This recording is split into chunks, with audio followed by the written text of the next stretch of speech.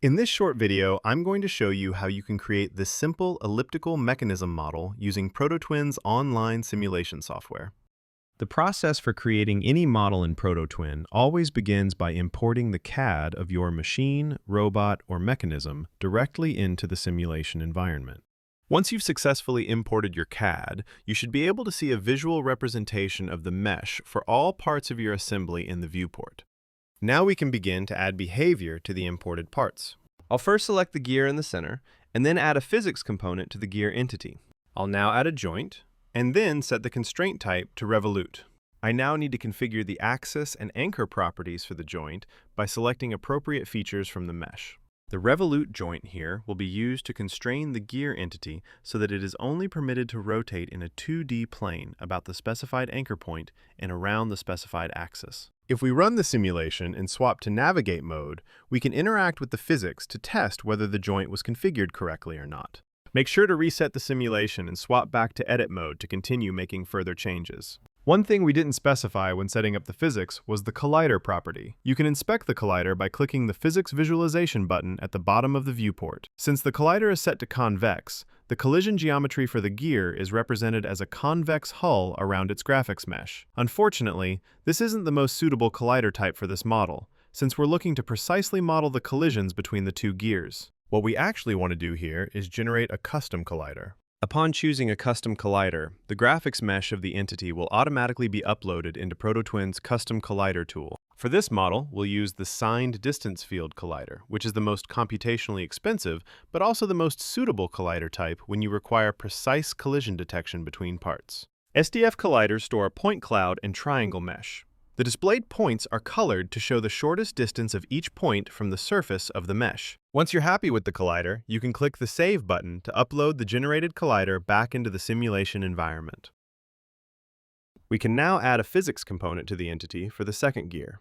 Once again, we need to add a joint, set the constraint type to revolute, and then configure the axis and anchor properties again, just like we did for the first gear.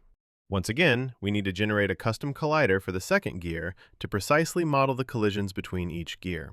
We'll use the SDF collider again and configure the settings to ensure the point cloud is generated appropriately.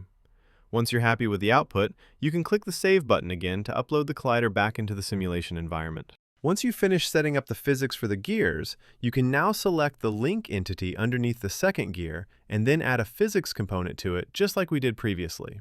For the link entity, we can get away with setting the collider to none, since we're not interested in modeling collisions between this entity and any other entities that have a physics collider configured. Next, we need to configure the revolute joint I just created, which will constrain the link entity to rotate around the blue slider entity that lies underneath it. Similarly, for the second joint, we need to set the constraint type to revolute again, and then configure the axis and anchor properties on the other side of the link entity, which will enforce the link entity to rotate around the second blue slider entity. With all the revolute joints now configured, it's time to begin adding the remaining joints for the blue slider entities.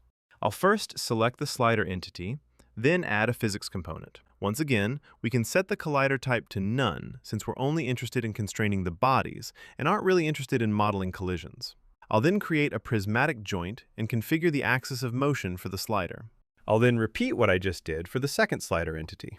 Prismatic joints can be used to constrain the motion of a rigid body so that it's only permitted to move linearly along a single axis. With all the slider joints now configured, we can run the simulation again and swap to navigate mode to interact with the physics and test the configuration of our joints. There's a small problem here, though. Notice how when we move the slider, it's not actually attached to the link entity, meaning the slider entity is not constrained properly to move relative to the link entity. To connect two joints in ProtoTwin, we can use the base property to specify that the link's revolute joint on the right side is attached to the second slider entity. Similarly, for the revolute joint on the left side, we can set the base property to the first slider entity, which constrains the link to rotate in a plane about the anchor point relative to the first slider. With the base properties now configured, we can run the simulation again to test the joints. Notice how the blue sliders are now correctly jointed to the link entity. However, it appears that the second gear is still not jointed correctly. Always make sure to reset the simulation before making modifications. For the gear entity, once again, we can attach it to the link by setting the base property on the revolute joint of the gear to the link entity. With all the joints now correctly configured, we need to decide how to drive the mechanism. We can do this by first selecting the gear in the middle and then clicking the motor button next to the motor property to create a motor component that is bound to the revolute joint. For the controller on the motor, I'd like to specify that the drive should use velocity control instead of positional control. I can now specify the target velocity I'd like the motor to achieve, the target acceleration, and the target deceleration.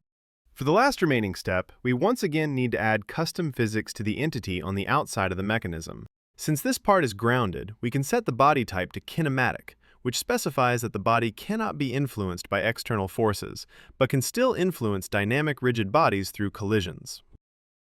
We'll upload the graphics mesh into the tool and choose the SDF collider, since we want to model collisions between this part and the second gear.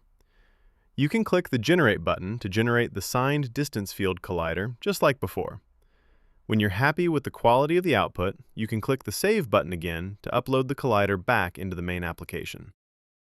With the model setup now complete, we can run the simulation one final time to test the mechanism. I hope this short video gave you a better idea of how to configure the physics, colliders, joints, and motors in ProtoTwin to create a physics-based digital twin.